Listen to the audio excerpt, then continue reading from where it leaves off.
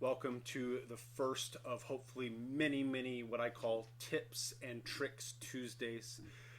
These are where I demonstrate some of my philosophies, some of my, again, tips and tricks. I thought this inaugural one would be perfect for just explaining how I try to explain setting up horn players from the very beginning.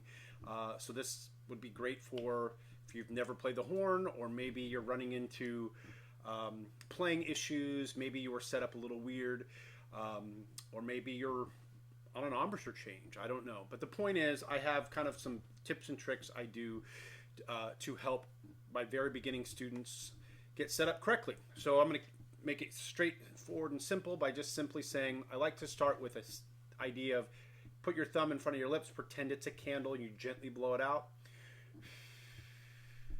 Then I tell them to move the candle here without moving their head. And it's like, how would you blow out that candle? Well, you'd have to aim the air down your chin. So that means, I'm going to kind of do it again visually.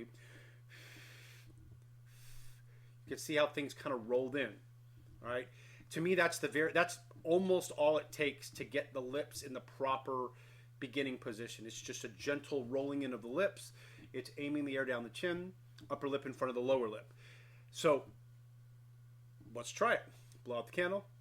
Move the candle here, and then gently push the lips together. That's it. Now, most of the time, that gets a free buzz right off the bat. However, every now and then, a student can't get it, and then comes the next kind of piece behind the scenes.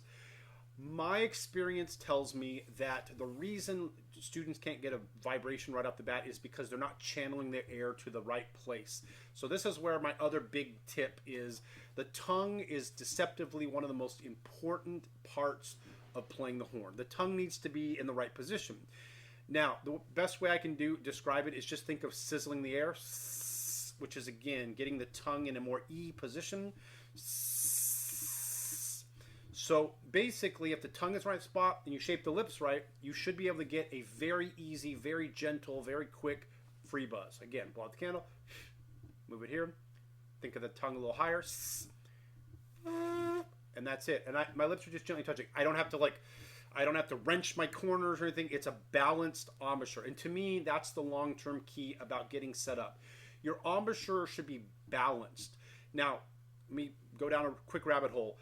Brass playing in general tends to be the same because brass instruments are based on a very simple idea of buzzing the lips into a mouthpiece, and the instruments are governed by the harmonic series. Harmonic series is all the notes you can hit with a given fingering on an instrument. The problem with the horn is we are asked or required to play really high on the harmonic series.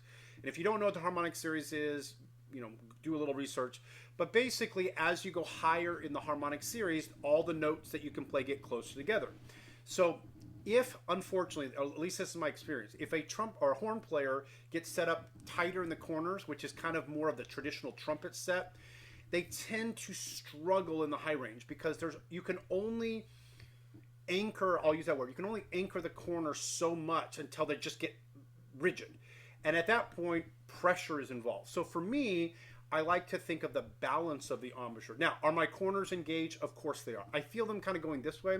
Okay, so I know this is a lot of explanation for a very simple idea, which is there's a balanced shape to the horn playing.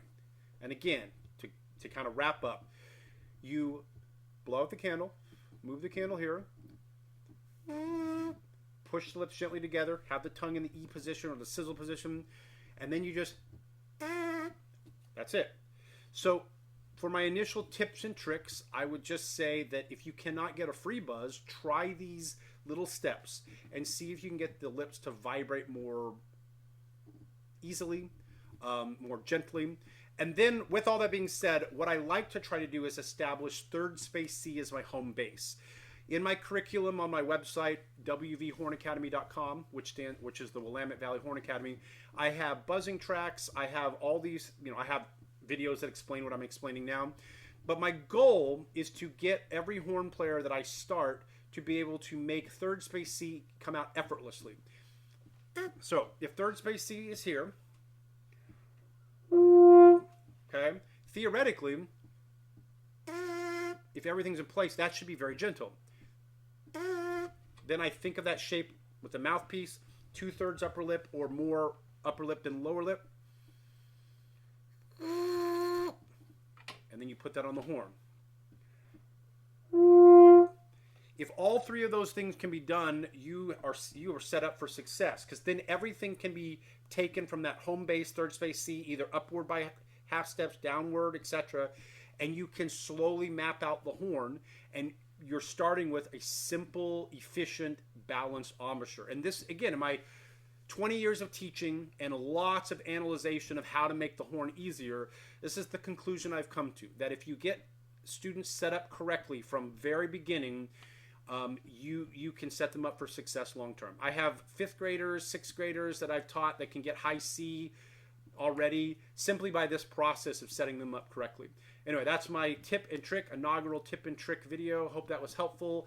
And again, if this was helpful, I have thousands-ish of resources at the Willamette Valley Horn Academy.com, or actually, sorry, wvhornacademy.com. If you're curious, please check it out. Otherwise, just good luck on your horn playing journey. Thank you kindly.